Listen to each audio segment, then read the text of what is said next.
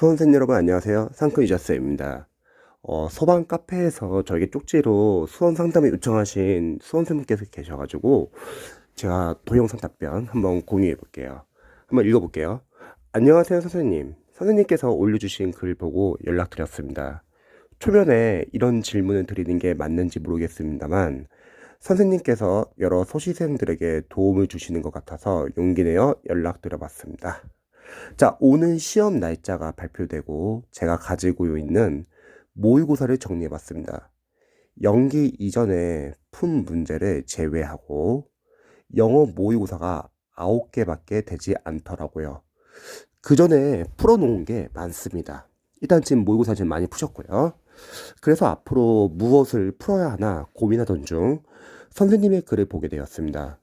선생님께서 1회인가 경찰직 문제도 풀어보라고 하셨는데 난이도를 비교하자면 경찰이 1회보다는 좀 더 쉽나요? 우선은 경찰 영어 연도별 기출 나중에 풀어보시면 아시겠지만 한 2018년 이전까지는 그래도 약간 좀 상대적으로 좀 쉬운 편이에요. 그런데 2018년 이후부터 거의 공무원급으로 이제 영어가 계속 어려워지고 있습니다. 그리고 공무원 영어 같은 경우는 이제 직렬이 상당히 많아요. 뭐 구급국까지 지방직 서울시도 있지만 뭐 사회복지 교육행정지 그리고 좀 더 어려운 7급 국까지 7급 지방직 7급 서울시 그리고 뭐 국회 9급 국회 8급 기상직 그리고 법원 서기부 많거든요. 그래서 일단은 경찰 영어가 계속 어려워지고 있는 추세고 그거에 비해서 소방 영어는 상당히 좀 쉬운 편이거든요. 그래서 저는 경찰 영어를 먼저 풀고 그 다음에 또 시간적 여유가 된다면 공무원까지 풀면 좋을 것 같아요. 시대의 고시 출판사에서 나온 기출답이다 교재가 있는데 처음에는 경찰 공무원 편을 푸시고 참고로 만약에 소방 영어 기출 안 푸셨으면은 시대의 고시 출판사에서 나온 기출답이다 소방 영어편 먼저 푸시고 그 다음에 경찰 영어 경찰 공무원 편, 그 다음에 마지막으로 공무원 편 이렇게 푸시면 좋을 것 같아요.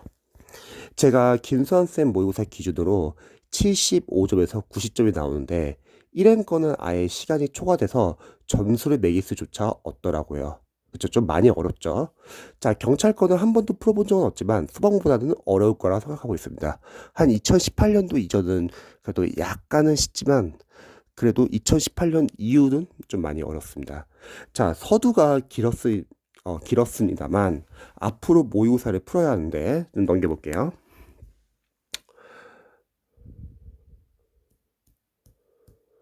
앞으로 모의고사를 풀어야 하는데 경찰 난이도가 비슷하다면 소방 모의고사를 다 풀고 경찰을 푸는 것을 추천하신다는 말씀이신 거죠. 저는 소방 모의고사보다는요, 그냥 바로 그냥 기출 들어가면 좋을 것 같아요. 예를 들어서 소방 강사분들의 모의고사가 질이 너무 좋으면은 저는 소방 모의고사를 추천하고 싶은데 근데 보통 이제 소방 모의고사 풀었던 분들도 뭐 경찰 기출이나 공무원 기출을 풀어보신 분들도 똑같이 말하는 게 이제 기출이 조금 더 포인트도 확실하고 그래서 계속 나왔던 문제들이 계속 나오기 때문에 기출을 많이 추천하더라고요. 저도 이제 교재 리뷰를 해보면서 보통 영어 강사님들의 모의고사는 좀 다소 어려워요. 왜 그러냐면 이제 공포 마케팅이라는 게 있어가지고 수험생분들에게 계속 어려운 과정을 제시하면서 부족하면은 계속 인강에 의존하게끔 모의고사를 좀 어렵게 됩니다. 근데 반대로 기출 같은 경우는 다른 과목도 기출이 상당히 중요하잖아요. 근데 영어도 기출이 중요해요. 왜냐면 포인트는 계속 나오거든요. 그래서 저는 우선순위는 기출로 생각을 해요. 먼저 소방 영어편을 푸시고 그 다음에 경찰 영어편 푸시고 그 다음에 공무원 영어편 푸는 거죠. 물론 이 정도만 해도 소방 영어는 충분히 고득점이 나오고요. 그럼에도 불구하고 시간이 남는다면 그때 소방 모의고사를 푸시면 좋을 것 같아요. 그런데 저희 합격생분들 같은 경우는 굳이 소방 모의고사 안 풀어도 기출만 풀어도 충분히 소방 영어는 점수가 잘 나오더라고요. 그래서 만약에 영어 모의고사를 푼다고 하면은 첫 번째는 일단 전략이 필요한데 보통 경찰 영어 같은 경우는 한 1번부터 10번 사이가 어휘 생활영어 문법 거의 암기 파트 나오는데 공무원이나 소방 같은 경우는 이제 섞여 있잖아요. 그래서 저는 첫 번째는 어휘 생활영어 문법만 먼저 푸시는 거예요. 그 이유는 어휘 생활영어 문법은 암기 파트이기 때문에 알면은 빨리 풀면 되고요. 모르면 빨리 넘어가시면 되세요. 암기 파트에서 시간을 줄여야지 이제 독해 시간이 확보가 되거든요. 그리고 두 번째는 만약에 어휘 생활영어 문법을 푸시는데 모르는 문제 나올 수도 있잖아요. 잘 안 풀리는 문제. 영어도 마찬가지로 시간 싸움이기 때문에 만약에 모르는 문제가 나오시면요. 일단은 세모 표시. 자, 세모 표시를 하고 넘어가시기 바랍니다. 그 이유는 만약에 그 어려운 문제를 계속 오랫동안 잡고 있으면은 그러면 뒤에 독해에서 지문 다 못 읽을 수도 있어요. 시간이 부족해져 가지고요. 어려운 문제는 빨리 넘어가고 대신 맞출 수 있는 문제 빨리 맞추고 다시 돌아오는 것도 상당히 중요합니다. 자, 그리고 나서 만약에 독해를 풀 때도 마찬가지예요. 뭐 해석이 안 되는 문장이 있을 수 있잖아요. 그러면 그 해석이 안 되는 문장은 실전에서는 오래 잡고 있으면 마찬가지로 뒤에서 독해를 풀 수 있는 시간이 부족해질 수 있습니다. 해석이 안 되는 문장은 그냥 읽고 넘어가시되 대신에 앞뒤 문맥을 통해서 이 해석이 안 되는 문장은 아마 이런 내용이 아닐까 하고 유추하는 게 상당히 중요합니다. 그렇게 앞뒤 문맥을 통해서 내용 파악하기 위해서는 평상시에 우리가 글을 빨리 읽다 보면 내용 파악 놓치는 경우가 많은데 중간중간 중심 내용을 계속 키워드 계속 표시해주는 게 상당히 중요해요. 그리고 기출이 중요한 이유는 모의고사보다 기출이 중요한 이유는요. 기출 포인트는 계속 반복이 돼요. 보통 강사님들 중에서는 기출이 중요하지 않다고 말하시는 강사님도 많이 계세요. 근데 그런 강사님들의 특징은 영어 연도의 기출 강의가 아예 없으세요. 그리고 본인의 기본서나 여러 교재에 기출을 이미 짜집기로 다 많이 넣었기 때문에 기출이 별로 중요하지 않다고 말을 하고 또는 독해 지문은 기출 똑같이 안 나오지 않냐 그런 식으로 말을 하면서 기출이 별로 중요하지 않다고 말하는데 이상하게 다른 과목은 다 기출이 중요한데 영어가 기출이 안 중요해서 어쩌. 근데 저는 반대로 오랫동안 영어 이제 연도별 기출 강의도 오랫동안 해오고 오랫동안 또 학생들에게 영어 연도별 기출을 추천해 줬는데 기출은 상당히 중요해요. 왜냐면 출제 포인트나 접근하는 방법은 다 같아요.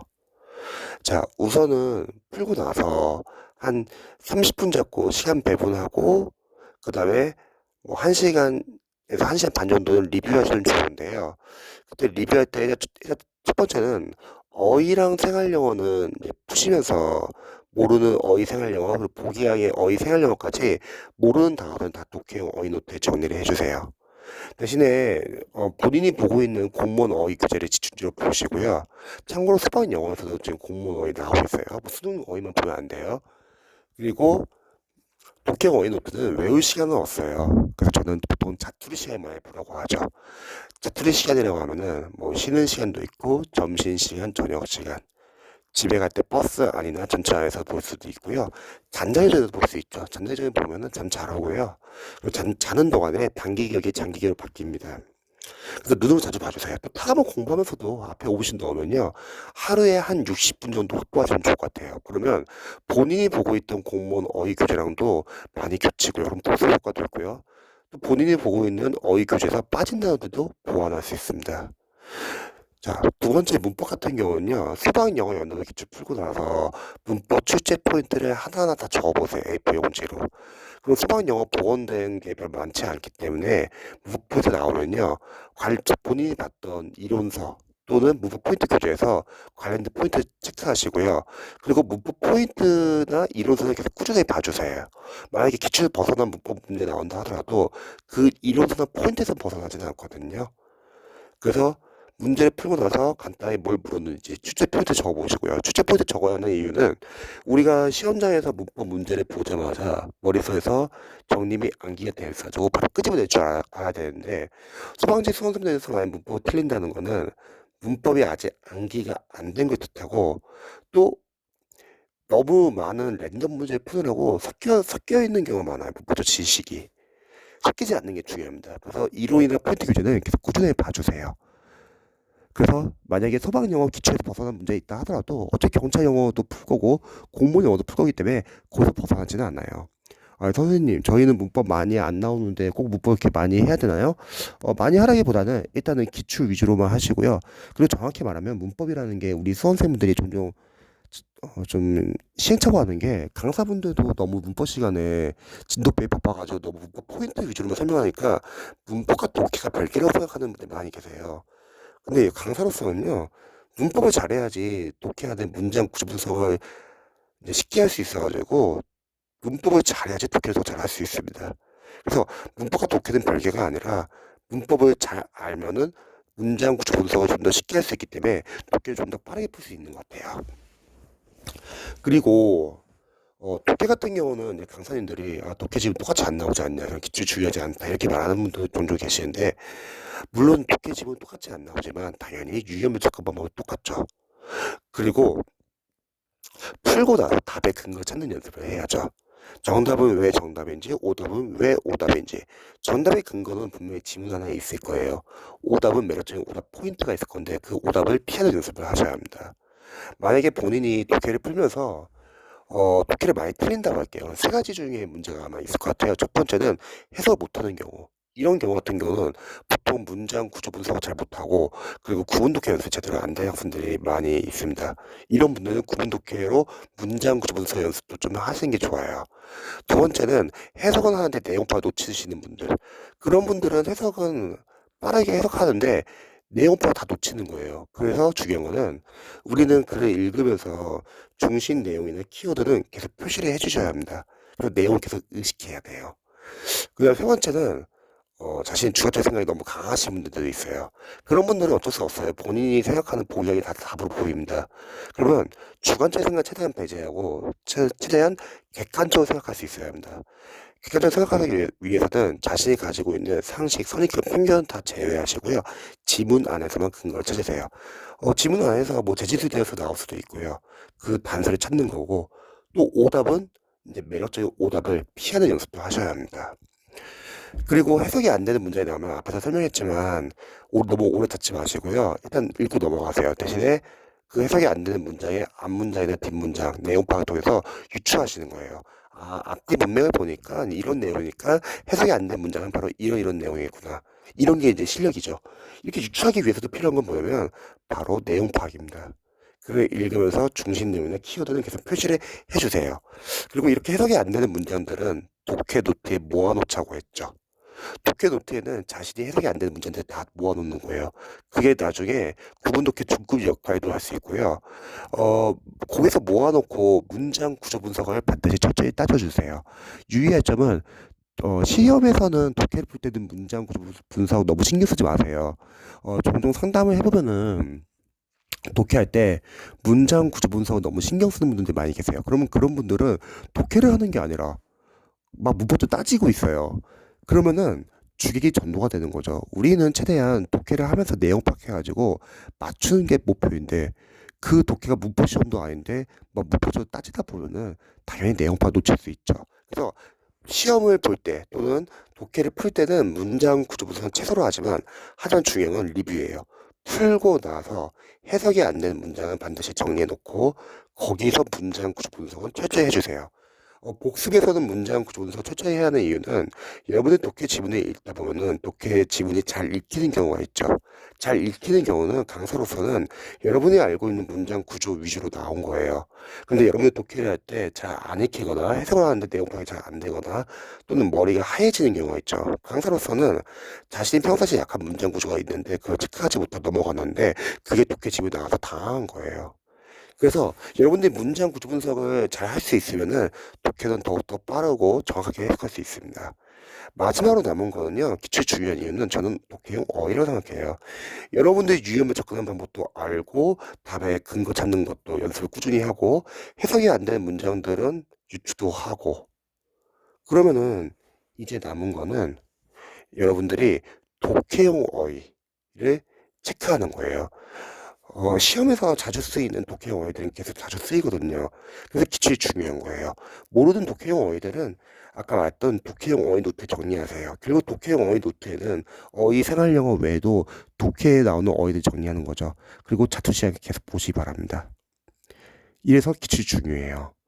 그래서 저는 우선은 소방 영어 기출 안 푸셨으면 먼저 소방 영어 기출부터 그거 다 푸셨으면 경찰 영어 기출 그리고 공무원 영어 기출 이 정도만 푸셔도 소방 영어는 충분히 고득점이 나오고요. 그거 다 풀었는데도 시간이 남는다. 그럼 그때는 소방문 영어 모의고사를 보세요. 그래서 이런 식으로 방향 잡고 공부하시면 충분히 영어 잘하실 수 있을 겁니다. 저도 응원할게요.